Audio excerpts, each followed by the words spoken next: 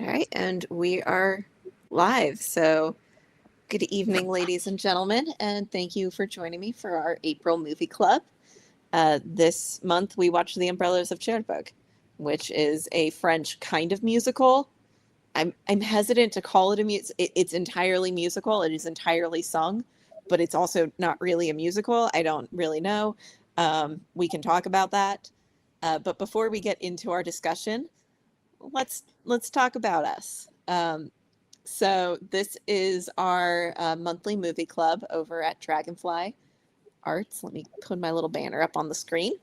But we actually have 3 clubs that are all meeting this month. It's a 3-club month, which I love. We have our monthly movie club and a monthly album listening club, as well as a quarterly book club. So those are all going up in April. And then I will announce our new picks on the 1st of May over in our Facebook group, which you can find there. And then let me know if you'd like to join Music and Album Listening Club. We will plan those meetings for the end of May. And then for our next book club, that's quarterly. So we will meet again at the end of July, if I'm correct. June, July, I think that's right. If I'm wrong, then you can find out about that over on Facebook. That's all over there. We don't just have these clubs. It is just a space for creatives to meet up and talk about the problems and joys of being a creative. If you're in the Los Angeles area, we do have meetups occasionally. So you can come out and meet up with some creatives. I really enjoy going to those. And if you like what we do and you'd like to support us in our endeavors, you can support us over on Patreon. Everything we offer is free to our Facebook group. So this is just a way to help Beckett and I support all of this and make fun things happen. And without further ado, let's talk about The Umbrella of Cherbourg. This is the 1964 Jacques Demy with music by Michel Legrand. Had you guys seen this movie before? No. Yeah, I watched it a long time ago, and then I think I watched it again after that, and then I watched it for this time. I always sort of forget the plot of it in between watchings, but yeah, I have watched it a bunch of times. And Tim?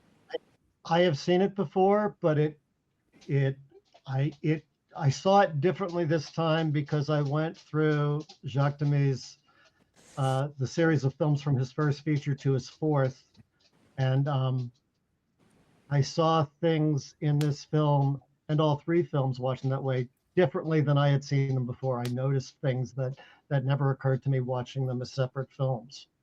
Yeah, they're kind of part of an informal tetralogy.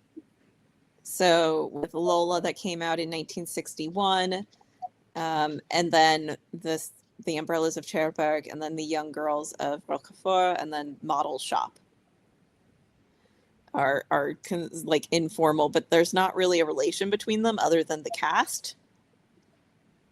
Well, the characters too. The characters? Yes. I didn't watch all of them. I only watched The Umbrellas of Cherbourg, which is probably the most popular one. And I really wanted to bring it up just because I really like the way this movie is shot. I'm a huge fan of how it was shot, and I really wanted to bring that up. And I also just think the idea of, like I said, it's a musical, but it's not. It's entirely sung. There's nothing that's not sung in it, but there's not really songs. It technically has I Will Wait for You as the best original song, but it wasn't really recorded as a song until like much later.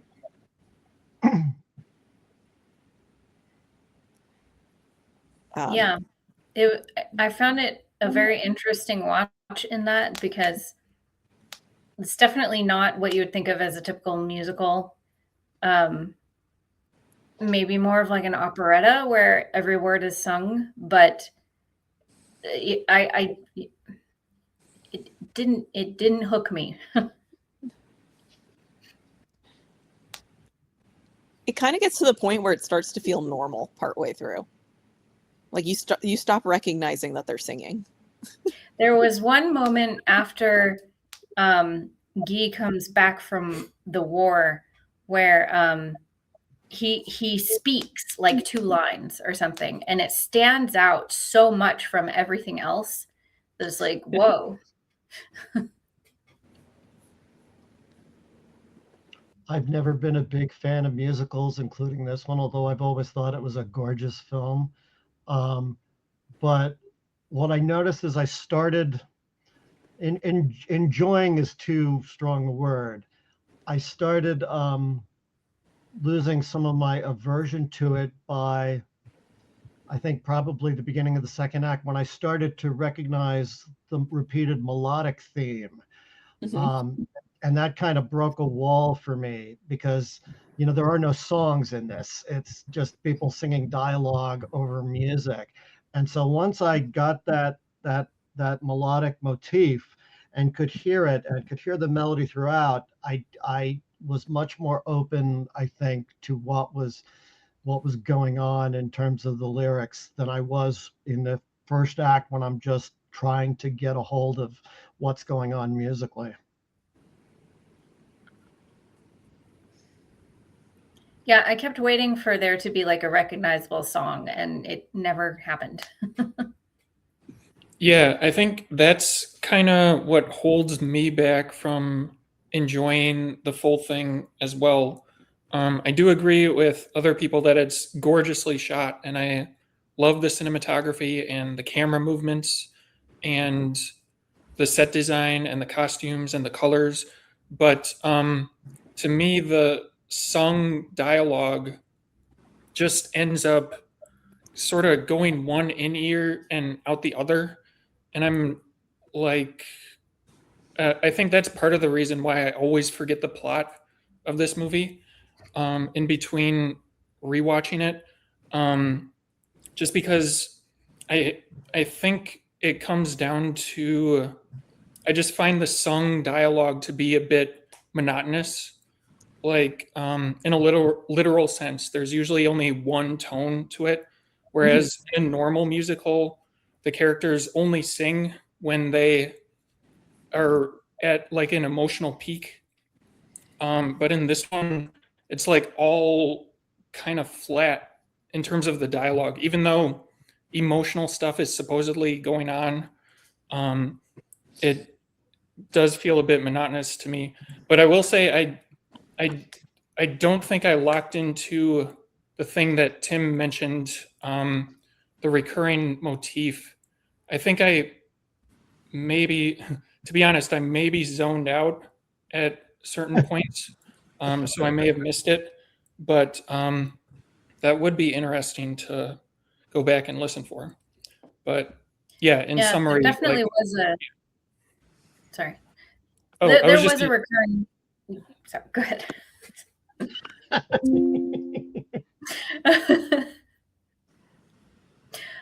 was just going to mention that there definitely was a recurring musical like motif, as you said, that happens.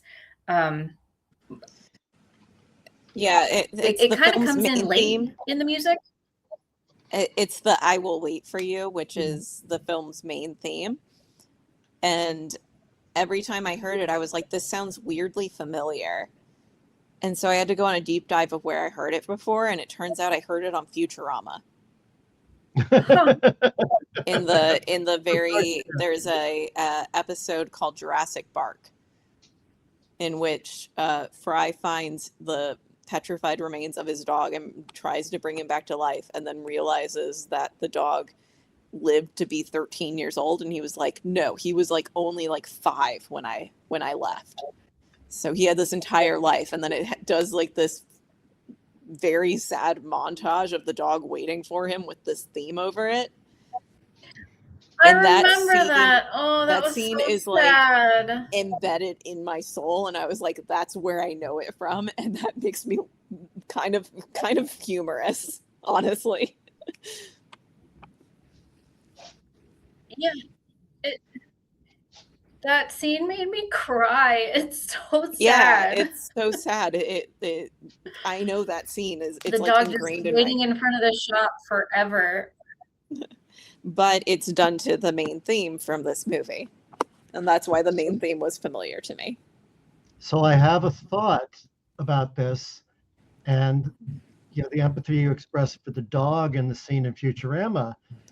I never feel that empathy for Genevieve. Um, I feel for Guy because and it's not just it's Genevieve's mother who is trying to convince her, oh, Guy's never going to come back, he's going to run off, and and as a romantic, that I think that kind of offended me, that her mother was pushing her away from him, uh, and we all know how that's going to go in the end. He's going to, of course, he's never stopped loving her, and he's going to come back. But yeah, the empathy that I would have for the dog in Futurama, I didn't necessarily have for Genevieve, and I think it's because um, she lets go of him so easy. She doesn't trust him. The dog in Futurama, he's positive that his daddy is going to come back, and her doubts make me less empathetic towards her than the dog. Ryan and I actually had a really long discussion about this, about like this movie didn't quite pull on any emotional heartstrings for me. And I wonder, like, trying to figure out exactly why that is. And I think we just don't spend a lot of time with them longing for each other. Guy's gone the entire time. We see that he's writing sporadically to her, but he's also like in a kind of war zone, and he's in Algeria. It's right after the end of the Algerian War.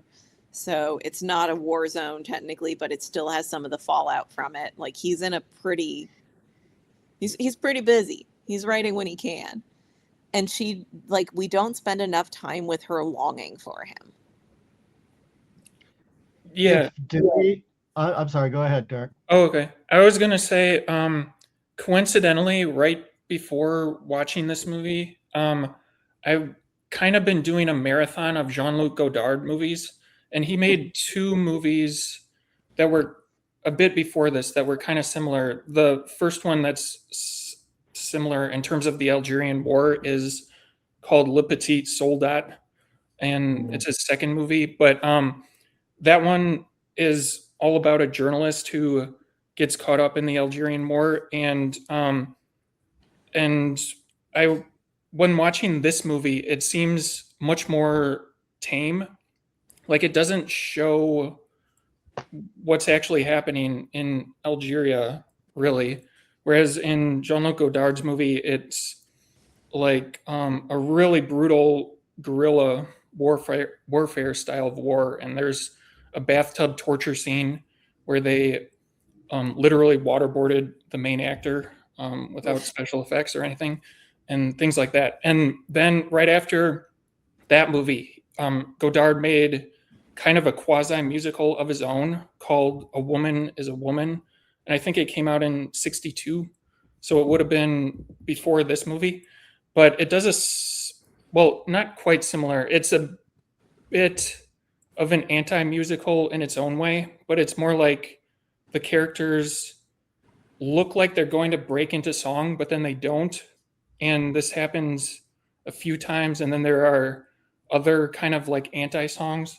But anyway, it just like watching this movie, it seemed like in a way it sort of combined some parts of those two Godard movies. Basically, like the Algerian War or at least the plot aspects. It doesn't actually show any violence or any bad stuff with the Algerian War, but yeah, then the musical aspects of the other movie, A Woman Is a Woman. But in my opinion, this one is less interesting than those because it also doesn't have it doesn't show contrast that much between Guy's life in Algeria and the lady's, Catherine Deneuve's life in the umbrella shop or Cherbourg or whatever. But anyway, yeah, that's another, like the lack of contrast between those two worlds sort of made me feel during this rewatch that it was maybe it adds to the monotony of it, I think. I think the question for me becomes more of, is it a romance movie or is it more just realistic? Like, because you're kind of painted at the beginning of Genevieve and Guy like true love, but it's just two young people, and she kind of gives up on it almost immediately. Like, it's like 3 months later. Like, Yeah. Well, um, she is pregnant in the 60s at 17. So I understand it's why true. she got married instead of waiting. I do love like the thing of her mom being like, "What are we going to tell people?" and her just being like, "We don't talk to people." Like, So, why do we think that Demi made this choice to focus just on her and not focus on them as a couple? So, showing us what was going on in Guy's life. Is this supposed to be a character study of her? Because what we see in the end, we're clearly supposed to focus on the what was the relationship between the two, but it seems unfair to Guy to do it that way. If you're just going to show Genevieve, then why not just write off Guy completely as far as the movie is concerned and just focus on what her life is like and how she maybe looks back on the relationship? Why bring Guy back so late into the film? for me, I think that there's a line earlier on in the movie where um, I think Genevieve's mother says, like, time makes everything right. And which is why I was like, I wonder if this is kind of a romance movie or it's just kind of like how life actually goes, the mundanity of it, almost of like, we think about love as this like incredible thing that everybody's very passionate about, and like I'm in a very stable and loving relationship, and most days are incredibly boring. Like, because I also think that it's interesting, like we don't see Guy when he's gone, and we don't really spend a lot of time thinking about like Genevieve and like her feelings towards Guy in that time frame.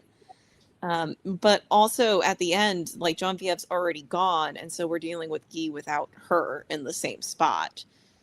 And we don't see her transformation or how she feels about being married and getting married because she was scared of her position. We also don't know any of her feelings besides like this very surface level. It's very Yeah. superficial, isn't it? Mm-hmm.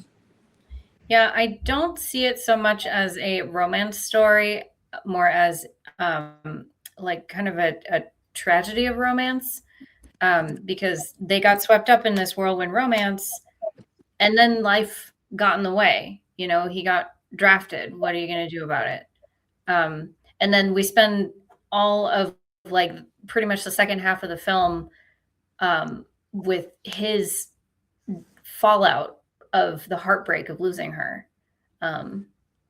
So yeah, I mean, it's for a musical, it is very grounded in reality versus what we're used to with musicals, which is, the fanciful storybook endings. Yeah.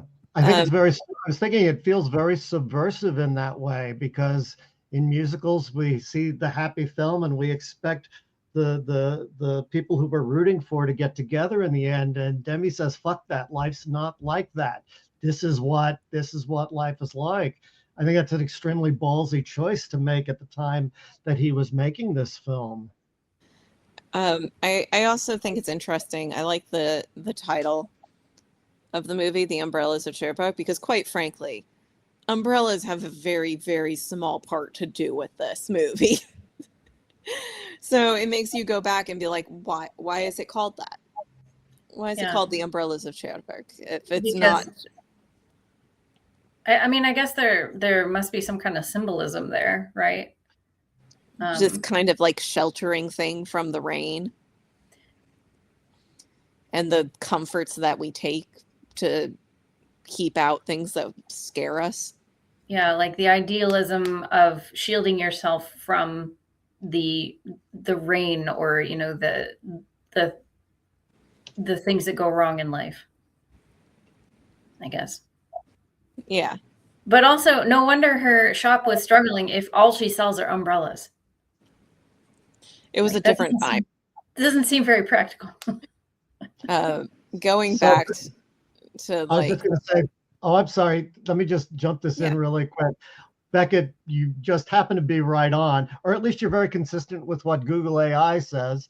It says the umbrellas symbolize protection, the vibrant but fragile nature of young love, and the artificiality of romantic fantasy versus reality. The brightly colored umbrellas act as a visual shield against the rain of life's hardships, while their absence in later scenes signify emotional vulnerability, maturity, and the bittersweet acceptance of life's choices. Okay, but I came up with that off the top of my noggin. I didn't need. I know you didn't. Computer. I decided to bring this one up because I didn't even think about the fact that they just don't use umbrellas. I mean, it's a snowstorm. You don't really use umbrellas in it, but they don't use umbrellas in the final scene. It also really bothered me that he was like, "It's so cold out. Come into the office." And I'm like, her daughter's in the car. Right. She just left her there. What the She heck? just left her there. The safety of the umbrellas is gone. Yeah, I wanted to. I like the umbrella shop, and just their house in general is just so insanely colorful. Yeah. Like, I was a little bit distracted by the set design simply because it's so obvious that everything is a set. Like it felt like a stage musical in that way, where like it's not meant to look like a real home. It's very obviously a set. but also her mom keeps calling it dreary and drab. Mom is a very sad person. Let's admit that. Yeah. Is this normal for his movies, Tim, since you watched all of them? This was his first color film. Okay. So I think he was going. He just went hard with it. I also think he was. I think he was probably, had been watching MGM musicals of, the traditional MGM musicals, and they do have this kind of look, this vibrant look. And in the Young Girls of Rochefort, it's even more saturated and dynamic and powerful than this is. Of course, they were both restored. This one was restored more recently because apparently the colors had just faded to like nothingness. So they might have juiced the saturation a little bit, but the word is that this is the way Demi intended it. So, Yeah, I haven't seen his earlier movies than this, but I have seen the next one, The Young Girls of Rochefort, and that one is much more of a happy musical and more traditional in a way. It's another one that I've forgotten the plot for the most part, but it literally has Gene Kelly in it as the main actor. Gene Kelly from all the classic Hollywood musicals like Singing in the Rain and American in Paris and so forth. He plays an American movie star who comes to France and meets Catherine Deneuve here. And yeah, I definitely want to rewatch The Young Girls of Rochefort, however it's pronounced. But yeah, I was gonna say something else. I don't know. I'll think of it later. I also think it's interesting that they chose to do this as a musical because everybody's lines had to be dubbed by actual singers. What, really? Yeah. None of these people actually sang? Most of them did not. Genevieve, Guy, yeah, pretty much everybody that's important. But that was also not unusual in French film at the time. Most of the most of the directors, regardless of whether they're directing musicals or dramas, the French directors and the Italian directors post-war, did their sound separately from the filming. They always dubbed over rather than use the sound on set that they got on set. Yeah, we talked about that a lot in 8½, that a lot of it was dubbed, and he didn't even try to match it up. I think they did a pretty good job matching it up on this, but I still think it's interesting to. But I mean, not even the same people voicing the dialogue. Nope, entirely different cast. The voices and the actors are different. It's very disturbing in Young Girls of Rochefort because you hear Gene Kelly speaking in this very high-pitched voice that is clearly not what Gene Kelly's voice is if you had seen him in American films. He talks like this almost. Mickey Mouse. They do have a different version of it. They did do it with English voices as well. So there is a version of this that was with the original, with the English dub. And in the English dub for the Young Girls of Rochefort, Gene Kelly does sing his own lines in English. He doesn't do it for French, though. You know, I wanted to ask what you guys thought, going back to the end, the last scene. I get the sense that they both have regret for not being together. Although I think Geneviève is more regretful and Guy is a little pissy about it. I don't know. Does 100%.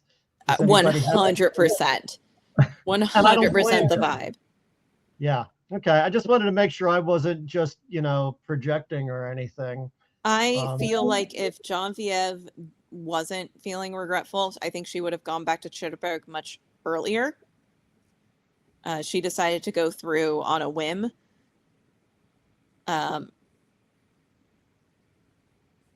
I think she does regret her decision in the end. And like I said, we don't see anything about her marriage life. She doesn't even really seem super happy at her wedding. Mm-hmm. I think she regrets a lot of her decisions at this point, but I think Guy is wistful maybe, but not like he's pretty happy with his life. I disagree. I feel like he is pretending to be happy with the way his life ended up. And yeah, I get the sense that he comes off as bitter about, especially because, I mean, she got pregnant with his kid and then went off and married another guy. And I feel like he has not gotten over that. Yeah, he doesn't want to meet his daughter. One of you, Beckett or Rebecca, brought up the fact that the choices that she has to make as a 16 or 17-year-old pregnant woman at the time. So if we look at this through a feminist lens, did she make what was the practical, logical choice, given the era and the circumstances? And should we hold that against her for making that choice given the circumstances? I'm of two minds. Sorry, Beckett, you can go first. I was just going to say, I feel like in my opinion, feel like she made the practical choice over anything else because she married a rich man who would definitely be able to take care of her baby, and her mom. And, where she was without Guy was working at a shop that was struggling and probably would have closed if it weren't for this rich man who came and bailed them out and offered to marry her and give her an easy life. So for me, that's always on the part of Madame Emery. I think that she was the huge proponent of it. And one of the questions that I wrote down was, is Genevieve's mother being practical or just manipulative or protective? But also, yeah, I mean, protective for sure. But also think about like two women, one of whom is pregnant on their own and the shop is failing. Like what would have happened if they would have had to close shop and Guy hadn't returned and there was no money, and nobody's going to hire her as a pregnant 17-year-old to do what? Maybe clean houses. But yeah, they were at a pretty dire point by the time Monsieur what's his name showed up. Cassard. Yes. So I always feel, because like on one hand, Guy's away at war. You could easily say that they got married and her husband then got sent to war. Like, I don't think anyone would bat an eye at that. They'd be like, oh yeah, that makes sense. But I do think that there is kind of this protectiveness and manipulativeness, because if Geneviève married Guy, I think that they would probably be fine, but I don't think that they would have the funds to support Geneviève's mother. And it was really the mother that really pushed like the Cassard on to Geneviève. And Yeah. I do think that it's a rational decision. I do understand it from like from that standpoint. But it does feel very manipulative. And also, I know that they were in trouble like financially, but like you never really feel like they're in trouble financially. We don't actually find out what those bills are for. They were like, oh, you can sell the shop. And then she's just like, no. But I was like, but aren't the bills for the shop? But like, I don't actually know what the bills were for. Yeah. To me, I don't know. may have never thought that deeply about it. Yeah, I definitely feel like it was at the behest of the mother. And she was definitely more pushing towards that outcome than anything, and manipulating the situation and, putting ideas in Geneviève's head about Guy and everything. But yeah, I don't like, he was going to be gone for 2 years and she was going to have a baby in, well before that. So it may have been more dire than what we're led on to believe as far as the text of the film. I think that might be my main problem with this movie, is it doesn't delve deeply into anything. It is very superficial, like we said before. Mm-hmm. Yeah. Because also, she gets the bill for 80,000, and then the rich guy pays it off, and then what? No more bills come? Like, it seems like that would not be the end of it. Also, she was surprised to get the bill.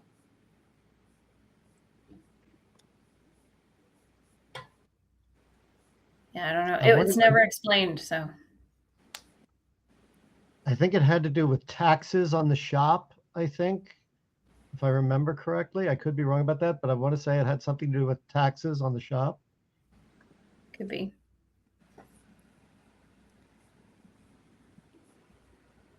But anyway, all that to say, like,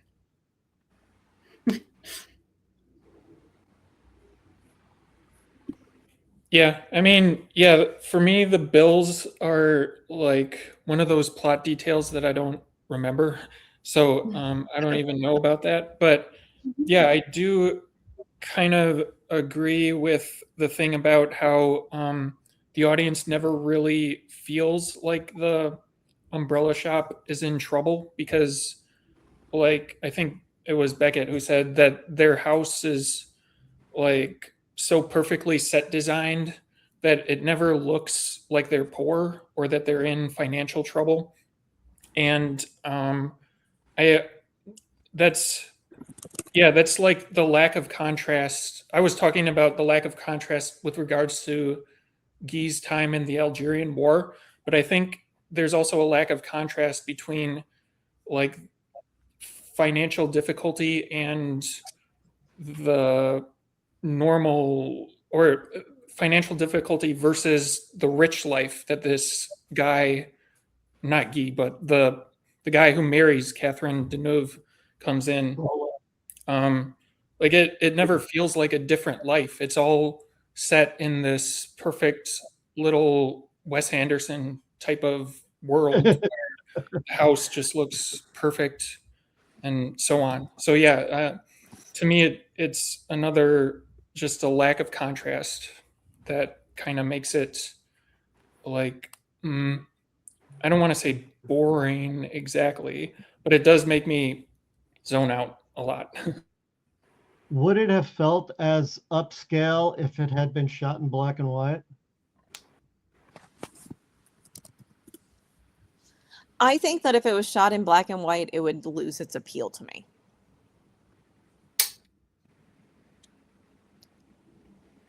Yeah, I kind of agree with that. And another interesting parallel with the Jean-Luc Godard movie that I mentioned earlier, A Woman is a Woman, is that that movie was also Godard's first color movie, and it also uses very saturated colors and so on.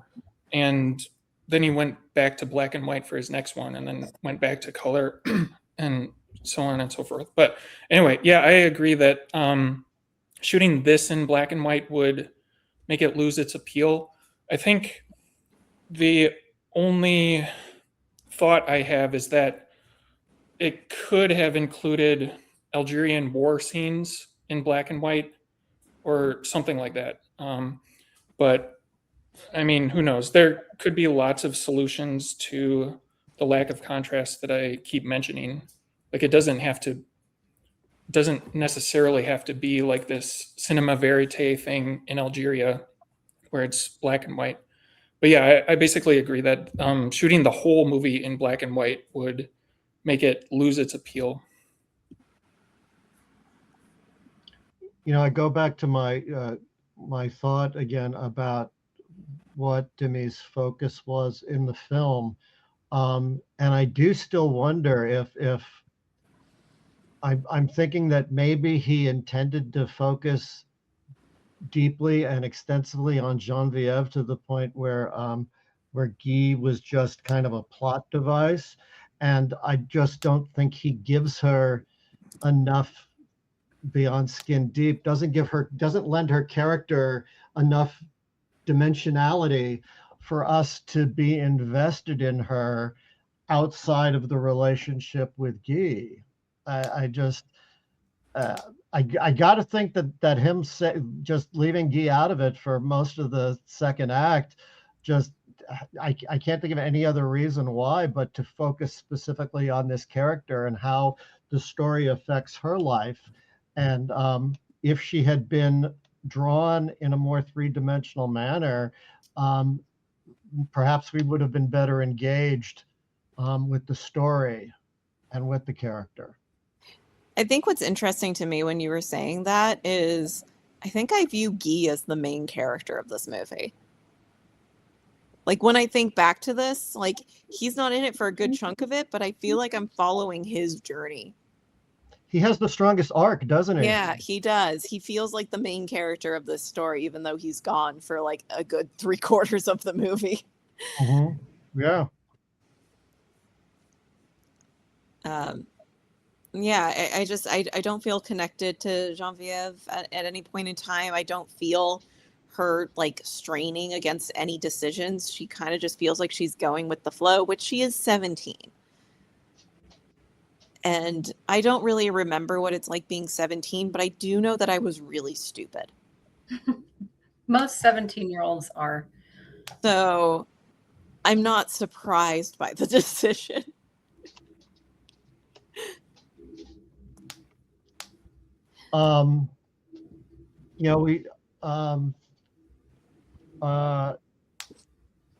You talk about how at 17 she doesn't have a lot of choices, but she doesn't. And part of this is probably being a woman in 60s, late 50s, early 60s France. Probably, I mean, I got to think that she has some kind of inner life that has some kind of ups and downs. But then I think of Truffaut's the 400 blows, and Antoine is like, I don't know, what is he, 12 or 13 years old, and he has a very rich, boyish life. Now, maybe we should now. Maybe I shouldn't compare to a boy. Maybe we should find a film that's about a 13 or 14-year-old girl in that time and what her life is like to figure out. I mean, I never thought I'd ever say this about Catherine Deneuve, but this character is just dull. She's just dull. And why is she dull? Does that have something to do with how she grew up in this town with these people, or was she always just going to be dull? I also want to know how she met Guy, because she doesn't have friends. There were several times after he leaves where, like, her mom is like, go out with your friends, and she's like, who? And I feel like we hear about, like, somebody briefly, like a Cecile, that we never meet, who apparently hates the theater. But, like, she doesn't have a life. Not that we see anyway. Yeah. Or hear about. All these places in Lola and Umbrellas and Young Girls of Rochefort, all these places are small, and the dream is to get out of it's like in America, the kids that grow up in these little small towns in middle America, and the dream is to go out to the big city. And all these characters, or a large number of the characters in these three films, are in small towns where a lot of the people want to leave and maybe not come back. And perhaps that's part of what this environment is supposed to show. Maybe she had friends when she was young and they all moved away. And then to top it off, her Guy goes off to war and leaves her, and all she's got is her, pissy little mom. And maybe that's part of the statement that Demy is trying to make, because he never places his films in Paris. It's always these smaller, outlying regions of France where a lot of people, I guess, might just want to escape. I think that's fair. I think most of this movie is just about trying to show, like, realism, but then through the most hyper realistic color palette I've ever seen. And it makes it so weird because, yeah, I think if it wasn't for the colors of this movie, I wouldn't enjoy it. I don't really think about the plot very much. I don't really think about the characters a lot. There's not a lot to, like, watch what's happening. It's very middle of the road in terms of, like, plot. There's not a lot of ups and downs. It's just realistic. Yeah. Mhm. In a weird way. The plot, the characters, the songs, the music, like, it's all just kind of meh. Of the three films, even this is the subtextually weakest, although the things that he's doing in all three is showing us how people just pass by each other, either emotionally or socially or even physically. And that's the thing about real life. I think that it's interesting to watch the three films together to see that theme, but it's that theme is very, very weak in this one compared to the two films that bookend it. I think because I think we all feel kind of, yes, this is an okay movie. I would highly recommend at the very least watching his next film, Young Girls from Rochefort. It's very much a palate cleanser after watching this one. It's a very conventional musical, but its storylines are clear. It is still about people who pass by each other and don't quite connect, and we're led to believe that destiny might connect them, but it doesn't. But at the same time, it's more coherent as a story than this seems to be. Would you agree with that, Derek? Yeah, I think so. It's been a while since I watched The Girls of Rochefort, but it is definitely one that I want to rewatch now, like after rewatching The Umbrellas of Cherbourg. But yeah, like from what I remember, it's like the girls are that movie is what do you call it? It's just happier, I think, and it does have more conventional songs. I don't remember the songs, so like who knows if I'll still enjoy it or whatever. But yeah, it. I think I was reading about it on Wikipedia and elsewhere that it was sort of designed as like, well, like you said, a palate cleanser for this movie, where this movie is like sort of like missed connections, and it sort of has a sad tone near the at least by the end, where none of the characters are really satisfied, I guess you might say. I think his next movie is much more conventional in like giving the characters satisfaction at least. But yeah, I also wanted to say that like from time to time auteurs like to make their love letters to American musicals, and I think this movie is definitely one, and the other movie I mentioned by Godard is one where they're kind of referencing plus subverting the American musical, but both of them kind of lack memorable songs, I would say. Um, and it just makes me think of like when Scorsese did his love letter to American musicals, New York, New York. It has at least one classic song that everyone knows. The title track, New York, New York. But this doesn't really have any music to latch onto, or like, just music to remember or anything.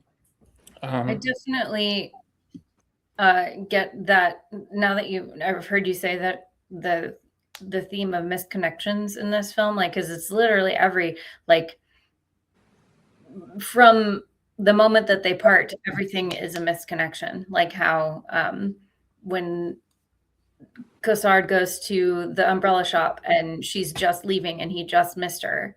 And then when Guy is having a one night stand and that just happens to be when his grandmother dies. Like everybody just barely misses each other. Yeah, I think that's true. I also didn't think about that. And also, Guy seems completely unaware that the woman who takes care of his mother is crazy about him until, after he's lost Genevieve. Yeah. Well, because until he's about to lose Madeline. She's thinking about leaving. And he's like, oh no, now everything's gone. Right. I feel like until he loses Genevieve, Madeline is like invisible. Like that's just Madeline. She takes care of my grandma. I honestly think until Elise dies, she's invisible. Well, is it because Elise dies, or is it because he doesn't have Genevieve anymore? I mean, if Elise had continued to live, but Genevieve was gone, wouldn't he still wound up with her? I think that was the last piece. Like, he saw everything leaving him. Right. Genevieve left, Elise died, and then Madeline was thinking about leaving. And I think that was just him trying to hold on to something that he knew. Yeah, I gotta say, I feel really bad for Madeline. Like, I don't know. It doesn't seem like a satisfying ending for her either. Because she plays second fiddle to Genevieve and always will. Well, she even asks him if that's what's going on here. You just, with me because you lost Genevieve. Yeah. Well, and obviously, yes. All right, so we are coming up on an hour here. Was there anything else anybody wanted to bring up before we end it for the evening? Well, there was one shot that I really loved this time, and hopefully I'll remember it into the future. Like I won't forget it again. But it was when Guy is about to leave for the Algerian War, and he and Genevieve are they're moving around the town, but they're like they're sort of gliding. They're on like a conveyor Yeah. belt. Yeah, they're Mhm. gliding Yeah. along because I think they're trying to like soak in the details of the town before Guy leaves, and I really liked that. I thought it was very effective at expressing what they were going through and what they were trying to do, and so I loved that one. And yeah, there were other little moments of shots like that. I don't think any other shots quite reach that height. But yeah, that's just one thing I liked. And Yeah. I guess I will also mention that I read that the reason this film was able to be restored so well and that the colors look so great in the restoration is that the director Jacques Demy kind of had foresight, and he kind of knew that the colors would fade over time. So he had special prints made that were instead of red, green, and blue prints, he made prints that separated the colors into magenta, cyan, and yellow. I think is the other Yellow. color. CMYK. Yeah, yeah. And those prints have like stood the test of time, or at least enough that they were able to be restored. And so, yeah. And also, I forgot about this detail of his life, but he was married to Agnes Varda, who is another famous French New Wave director. And so Agnes Varda and their son, I forget his name. I think it was Matthew. Michel. What is it? Matthew. Oh, Matthew. Yeah, Matthew Demy. So Agnes Varda and Matthew Demy were able to help with the restoration, which I thought was really cool. That's awesome. Yeah, I now that you mentioned that shot, I did really like that as well. It stood out against everything else that's, mostly stationary. And I was kind of looking forward to seeing more stuff like that, but that was the only instance where that happened. There I were have, quite a few one-off shots in this that were very good, but never revisited. And a part of me wants to know more about them shooting it, and like if that was just something that they came up with, or how much forethought that there was on this. Yeah, I agree. Like, because there were a couple of very like extreme close-ups that were very cool framing and things like that that stood out. But as far as like motion and like tracking shots, I don't remember anything else like that. But there was one more thing that I wanted to mention. What was it? Somebody else talk. Maybe it'll come to me. Well, I have a great story that I'll tell you guys one day, not tonight. How I met Agnes Varda a couple of times, and one time was at the Cinematheque Theater in Santa Monica. I can't remember the name. And I had been hired by Cinematheque to shoot promotional pictures for Varda's new film. And Rosanna Arquette threatened to beat me up because she was upset that I was taking pictures of Agnes Varda. But so there's a longer story there, but it's one of my best memories of Agnes Varda, who I was a huge fan of. I remembered that I wanted to mention my favorite scene was the opening. The umbrellas, yes. No, the car shop. The car shop. Yeah, the scene in the shop with all the guys in the locker room and they're just kind of spitballing. I loved that. And that kind of set the tone that I was expecting for the rest of the movie, but then it wasn't like that. So I was like, oh, okay. Yeah, I really liked that scene as well. And specifically, it's just funny to see a bunch of mechanics talk about opera and how Guy is sort of bragging about how he's going to the opera and so on. Yeah. And then one of the guys is like, oh, I hate the opera. Like all that singing, but it's like the whole movie. All of it's being sung. Yeah. I will say this, I don't, Beckett and Rebecca, I don't know how you guys feel about the kind of dancing they were doing in musicals in the in the 40s and 50s. But Young Girls of Rochefort, lots of eye-popping dancing going on with Yes. George Chakiris and Gene Kelly, and it's hard to miss how it just gives it, and it gives the film an energy that is lacking in this film. I really do think you both would enjoy The Young Girls of Rochefort. Yeah, I definitely have plans to check it out. All right, but on that note, I do think I'm going to end the stream for tonight.